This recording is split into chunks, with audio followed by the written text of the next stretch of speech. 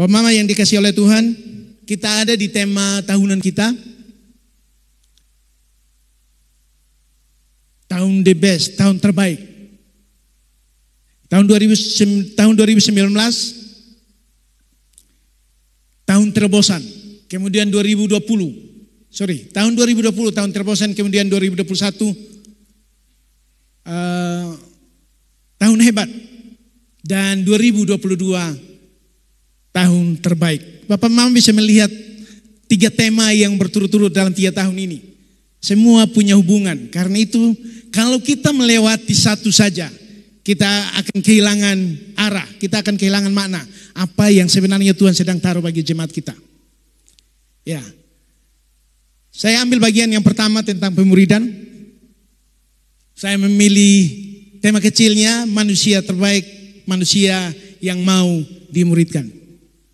Manusia terbaik adalah manusia yang mau dimuridkan. Dasar firman Tuhan bagi kita pagi hari ini saya pilih dari Matius pasal yang ke-16 ayat 24, kemudian Matius 28 ayat 19 dan 20.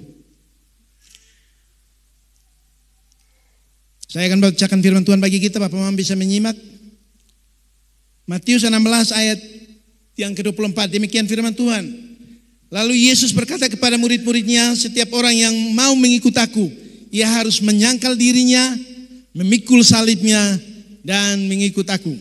Matius 28 ayat 19 dan ayat yang ke-20. Dikatakan di sana, karena itu pergilah jadikanlah semua bangsa muridku, dan baptislah mereka dalam nama Bapa dan Anak dan Roh Kudus, dan ajarlah mereka melakukan segala sesuatu yang telah kuperintahkan kepadamu, dan ketahuilah aku menyertai kamu senantiasa sampai kepada akhir zaman. Saudara yang dikasihi oleh Tuhan, panggilan Tuhan terhadap manusia, terhadap murid-murid Tuhan waktu itu adalah panggilan tidak hanya untuk diselamatkan, tapi lebih dari itu adalah untuk menjadi murid. Kalau kita dipanggil hanya untuk diselamatkan, kita akan berhenti. Setelah kita bertobat, kita akan berhenti. Saya sudah diselamatkan, saya sudah menjadi murid, saya sudah menjadi anaknya Allah, saya sudah diselamatkan. Tidak berhenti di situ, saudara. Ada proses yang panjang sampai pada puncaknya kita akan ditetapkan menjadi anak-anak Allah. Kita akan ditetapkan menjadi anak Allah yang serupa dengan Kristus, mempunyai hak waris. Apa yang pernah kita pelajari di sini tentang legasi, hak waris. Kita akan dibawa sampai pada level, pada tingkatan yang terakhir, yaitu kita menjadi anak Allah serupa dengan Kristus.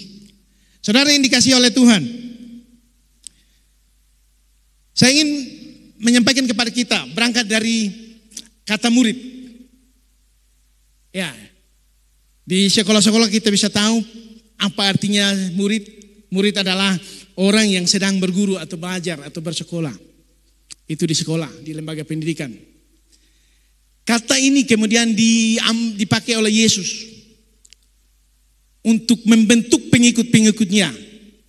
Menggunakan kata disciple, pelajar. Namun Yesus memasukkannya ke dalam kata yang sederhana, yang maknanya lebih dalam dan kaya. Menjadi murid, kita akan sampai pada level bahwa kita melekat, kita menempel, dan kita tidak bisa terlepas. Kemarin di Komsel Rayon Numeo dan area Timur, Bapak Gembala ada di sana, kami share tentang melekat. Saudara, ibarat perangko, kita tempelkan pada sebuah kertas, pada satu kertas. Kemudian kalau kita lepaskan perangko itu, akan ada bagian-bagian yang rusak. Hidup kita di tangan Tuhan adalah bagian kecil yang menempel, yang melekat pada pribadinya Tuhan yang besar itu. Karena itu ketika kita memaksakan diri untuk terlepas, untuk melepaskan diri dari Tuhan, konsekuensinya adalah kita akan menjadi hancur, kita akan menjadi rusak. Karena kita menempel pada sesuatu yang besar, pada Allah kita yang besar. Kadang-kadang kita berpikir ketika kita memutuskan untuk kita keluar, kita pergi, kita tidak mau komitmen dalam suatu komunitas, kita tidak mau mengikuti apa yang diajarkan. Kita berpikir bahwa mereka rugi, gereja itu akan rugi, orang-orang itu akan rugi. Kita tidak sadar bahwa ketika keputusan itu kita buat, kitalah yang sedang menghancurkan diri kita. Ketika keputusan kita buat untuk kita tidak melekat, untuk kita tidak terikat dalam satu komunitas, kita tidak terikat dalam gereja. Ketika kita memutuskan untuk pergi, yang hancur adalah diri kita. Saudara bisa mencoba itu, ambil satu kertas, ambil satu bagian kertas, tempelkan pada satu pohon, kemudian usahakan untuk lepas kertas itu dari pohon itu. Saya percaya kertas itu akan menjadi hancur. Demikian juga hidup kita dalam Tuhan. Beberapa waktu yang lalu Mafi menyampaikan di khotbah, Mafi bilang begini, kita manusia ini hanya satu titik kecil dari Allah, dari pribadinya Allah yang begitu besar. Kami dalam perjalanan ke satu desa di atas puncak, saya lihat begitu bagus, ada laut, ada bukit-bukit. Saya berpikir ini dunia hanya satu bagian kecil. Kita manusia merasa bahwa ini terlalu besar. TTS ini 32 kecamatan, terlalu besar. Kita di Kota Soe ada berapa kelurahan, terlalu besar. Tapi Bapak bisa bayangkan Allah kita yang besar itu, kemudian menetapkan, menciptakan bumi hanya dalam sekejap, jadilah, maka terjadi. Hidup kita di tangan Tuhan seperti itu, saudara. Kita hanya satu titik hati, bagian kecil di tangan Tuhan. Karena itu tidak ada satupun yang perlu kita banggakan. Tidak ada satupun prestasi yang perlu kita banggakan bahwa itu karena saya, itu karena kehebatan saya. Tidak. Semua karena Tuhan kita. Saudara yang dikasih oleh Tuhan, bisa lanjut slide berikut. Ya. 5 tingkatan dalam proses mengikuti Yesus. Pastor Joyner. Yang pertama, menjadi petobat atau orang percaya. Itu tahapan orang-orang percaya, orang-orang Kristen. Sampai pada tahap yang terakhir kita akan menjadi yang namanya anak. Kemudian tahap kedua, menjadi murid. Tahap ketiga, kita akan menjadi hamba. Kemudian tahap keempat, kita menjadi sahabat. Dan yang terakhir, puncak adalah kita menjadi anak-anak serupa dengan Bapa. Saudara, dari 5 tahapan ini kita sedang ada di tahap yang mana? Banyak orang berusaha melompat untuk tidak melewati tahapan 1, 2, 3. Ibarat anak tangga, saudara-saudara mau ada di tangga ketiga, tidak boleh mengabaikan tangga pertama dan kedua. Itu hanya terjadi pada lompat jauh. Tapi tahapan hidup manusia itu jelas. Tahapan hidup orang Kristen itu jelas. Kita menjadi petobat, kita lahir baru, kita menerima Tuhan Yesus sebagai Tuhan dan Juru Selamat kita. Tidak berhenti di situ, saudara. Karena puncak dari tahapan hidup orang Kristen adalah menjadi anak Allah. Karena itu, tahapan pemuridan menjadi hal yang sangat penting. Di sini kita akan belajar. Saudara yang dikasihi oleh Tuhan, ketika seorang murid belajar dari guru di sekolah, yang ditanamkan oleh guru kepada muridnya adalah pengetahuan. Ada hal-hal yang bersifat pengetahuan. Sedikit sekali karakter yang akan ditanamkan di sana. Anak-anak kita kasih ke asrama, kita percaya bahwa karakternya akan berubah. Belum tentu, saudara. Pembentukan karakter yang sesungguhnya terjadi saat kita dimuridkan, saat kita siap untuk menjadi murid.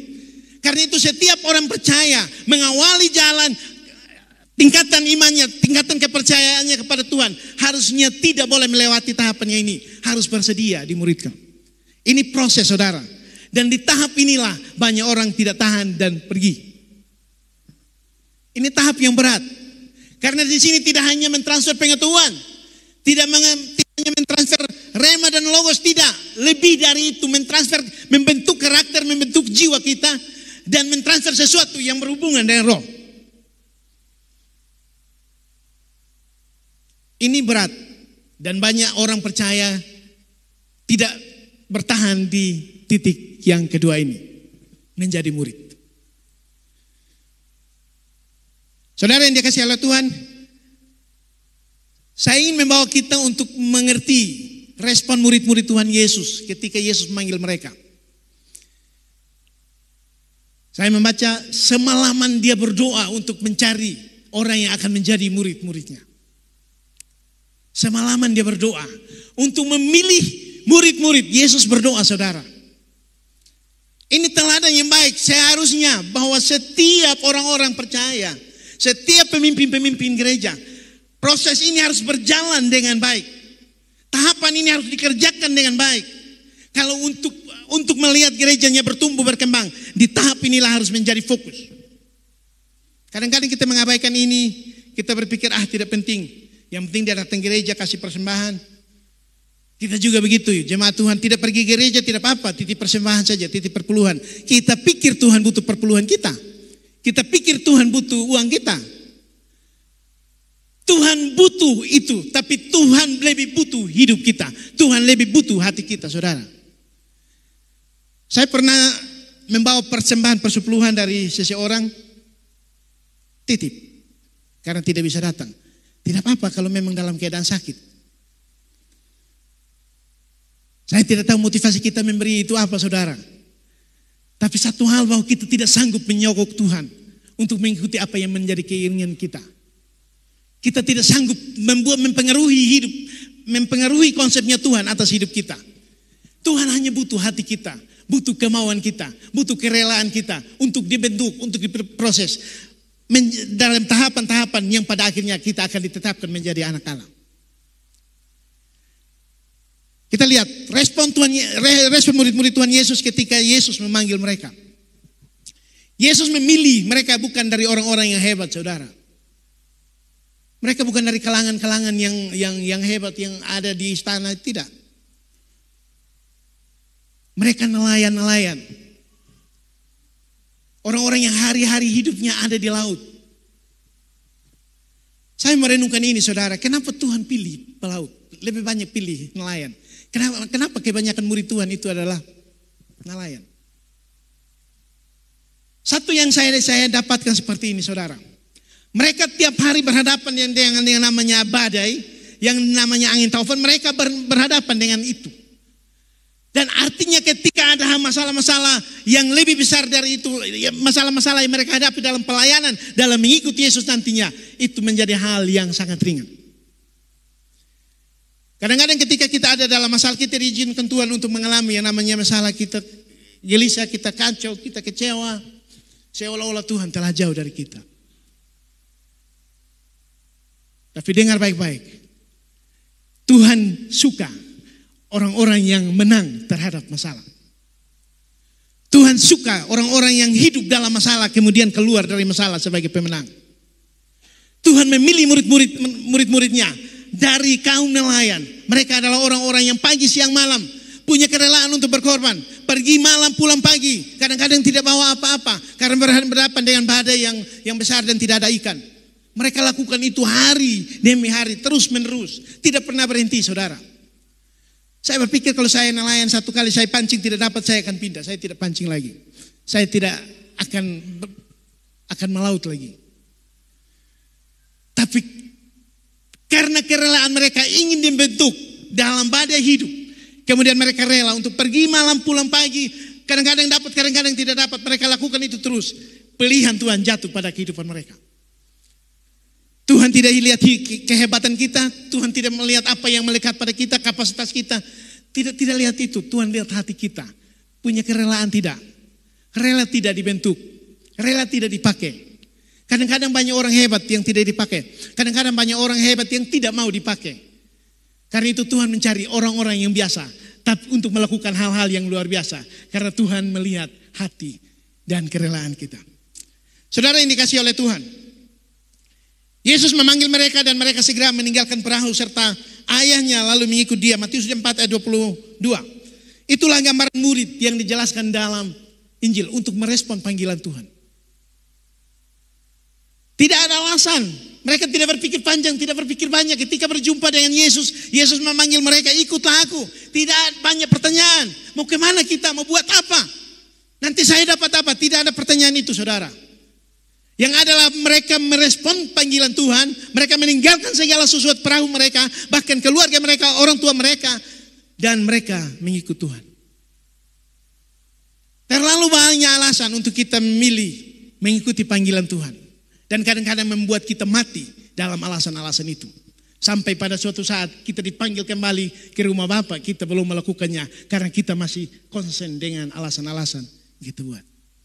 Kalau saya lakukan itu saya dapat apa? Kalau hari Jumat, hari Selasa saya harus ibadah, terus saya dapat apa? Saudara berpikir apa yang ada pada kita itu punya kita? Apakah kita menyadari bahwa semua yang ada pada kita adalah punya Tuhan? Kapan saja Tuhan bisa ambil dalam hidup kita? Bahkan nyawa sekalipun kalau Tuhan mau ambil, Tuhan akan ambil. Untuk apa kita bertahan? Untuk apa kita mencari alasan? Saya masih membuat ini Tuhan. Saya selesaikan ini dulu. Saya mau melayani nanti tahun depan, saya selesaikan yang ini dulu. Siapa yang sedang kita layani, saudara? Apa yang sedang kita kejar? Siapa yang sedang kita kejar untuk kita sukakan hatinya?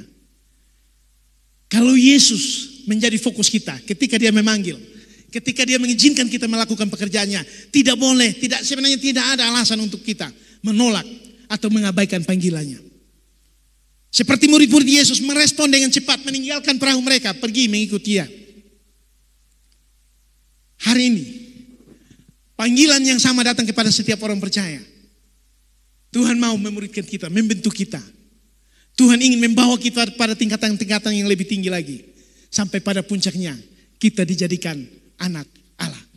Berhak atas ahli waris, menjadi ahli waris. Berhak atas setiap warisan yang Allah tentukan bagi setiap kita. Tidak ada alasan lagi kita, saudara. Berhentilah dengan setiap alasan yang kita buat hari-hari ini. Saudara yang dikasihi oleh Tuhan, bisa lanjut? Ya. Ini syarat menjadi pengikut Kristus, menjadi murid Kristus. Dalam Matius 16 ayat 24, yang pertama sangkal diri. Menyangkal diri, menyangkal rasa hormat kita, kehormatan kita. Kadang-kadang kita harus direndahkan. Menyangkal ego kita. Kadang-kadang sepertinya kita tidak dapat perhatian, kita kehilangan perhatian. Kita bukan pusat lagi. Dulu mungkin kita suka diperhatikan, suka diberi perhatian. Tapi hari-hari ini kalau Tuhan izinkan kita tidak dipedulikan oleh orang. Dengar baik-baik. Tuhan bilang, untuk mengikuti dia, yang pertama kita harus menyangkal diri. Sangkal diri terhadap rasa ego kita. Sehingga ego kita tidak membuat semua hal yang baru yang Tuhan sediakan bagi kita menjadi terhambat. Sangkal diri terhadap kehormatan kita. Rasa hormat, rasa ingin dihormati. Saudara yang dikasihi oleh Tuhan, karena ingin dihormati, kemudian dalam setiap pertemuan kita ada di depan. Kalau kursi itu memang disediakan buat kita, tidak apa-apa. Tapi kalau kursi itu disediakan untuk tamu terhormat, kita akan menjadi korban. Menyangkal diri untuk mempertaruhkan rasa hormat kita. Ambillah posisi pada tempat yang tepat. Orang lain tidak akan mengganggu posisimu saat ada dalam pertemuan-pertemuan tertentu. Saudara yang dikasihi oleh Tuhan, ini menjadi syarat untuk mengikuti Yesus. Menyangkal diri. Kemudian hal yang kedua, memikul salib. Ini berat, saudara. Beban, pikul salib. Ada beban bahwa ketika kita dipanggil, kita diselamatkan, kita tidak hidup untuk diri kita sendiri lagi. Bapak Gembala mengalami ini, saudara. Saat ditetapkan menjadi gembala, saya berpikir, kadang-kadang saya lihat Bapak Ever, ini rambut makin putih. Bapak Ever tidak hanya memikirkan Ma'ana, tidak hanya memikirkan Efran, tidak hanya Yasar lagi. 64 kakak yang ada jemaat ini. Kita berdoa untuk satu rayon yang hanya 8 kakak sampai 12 kakak, kita nampak satu-satu, saudara. Gembala diberi tanggung jawab lebih. Hari-hari ini kalau saudara tidak terlalu mendapatkan perhatian dari gembala, dengar baik-baik. Kalau Bapak Gembala tidak sempat ke rumah, bukan berarti beliau melupakan kita. Saya tidak sedang memuji beliau, tapi saya murid dari Bapak Ever. Hari ini saya diizinkan berbagi tentang ini. Saya mau kasih tahu. Tahun 2000, 2001, 2002, sampai dengan 2019, saudara. Proses yang panjang menjadi murid sampai dengan tahapan hari ini bisa berdiri di sini. Prosesnya puluhan tahun, saudara. Saya tahu hatinya, saya mengerti apa yang Tuhan taruh, visi yang Tuhan taruh dalam kehidupan Bapak Ever. Saudara, tanggung jawab diberikan itu beban, pikul salib. Kita hari ini bisa memutuskan ada di tempat yang lain, Bapak Ever tidak bisa. Kita hari Minggu bisa pergi ke jemaat yang lain, ada di sana. Bapak Ever tidak bisa, harus ada di Mawar Sarun. Kenapa? Ada tanggung jawab. Mari kita tidak kemudian melihat kondisi ini. Oh, Bapak Gembala, kita tidak sama dengan Opa Deta dulu. Waktu beda, mungkin masih terlalu muda. Saudara, beda apa saudara?